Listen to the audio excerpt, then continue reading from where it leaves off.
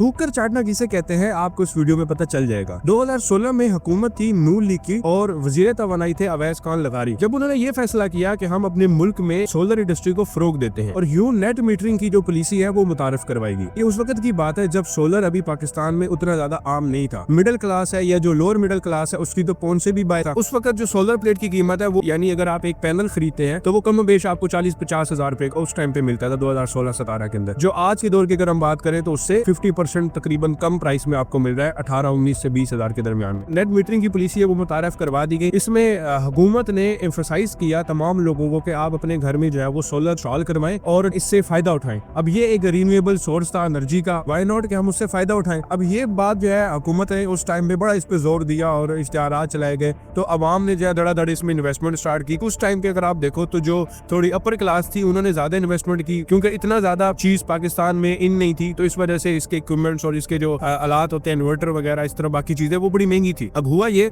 कि जब सब कुछ हो गया और इस बात को आज गुजरे 10 साल हो गए तो आज दोबारा हुकूमत है नून लीग की और दोबारा वही वजीर तवानाई अवैस खान लगारी वो आज ये फैसला करता है कि हम दोबारा इस नेट मीटरिंग का फैसला था इसको हम रिवोक करेंगे। मतलब हमारी हुकूमतें उनकी पॉलिसी मेकर्स समझ से बाहर है। कोई भी पॉलिसी लॉन्च कर देते हैं और दोबारा उनको बाद में समझ आती है ये तो हमसे गलत हो गया। हमारे हुकूमतों में कोई R&D डिपार्टमेंट उनका उस तरह से फाल नहीं है कि वो पहले इस चीज को अवाम में इंट्रोड्यूस करवाए। वो कम से कम उसके ऊपर रिसर्च तो करें कि इसके आफ्टर इफेक्ट्स क्या होंगे, ये लॉन्ग टर्म इसके नुकसानात या फायदे क्या हैं हमें। अब कुछ लोग कमेंट्स में कहे कि भाई वो IPPs के साथ मुआहदे थे तो वो हमारे मुआहदे, तो भाई तेल लेने के मुआहदे हमने तो नहीं किए, अवाम का इसमें क्या कसूर है। अब जो अवाम है उस बेचारी ने तो अपने पैसों से अपने सोलर्स लगाए ना। अभी भी आप देखो इनकी 2 नंबरी हुकूमतों की मीटर मेरा जगह लगाने वाली भी हमारी, लेकिन उसके ऊपर भी 1000 रुपए टैक्स लेते हैं। अगर हुकूमत ने ये पॉलिसी रिवोक करनी थी तो पहले सोचना चाहिए था। IPPs का प्रेशर आपके ऊपर आना था तो कम से कम आप पहले इस चीज को मद्देनजर रखते कि यार जब IPPs का प्रेशर आएगा तो हम क्या करेंगे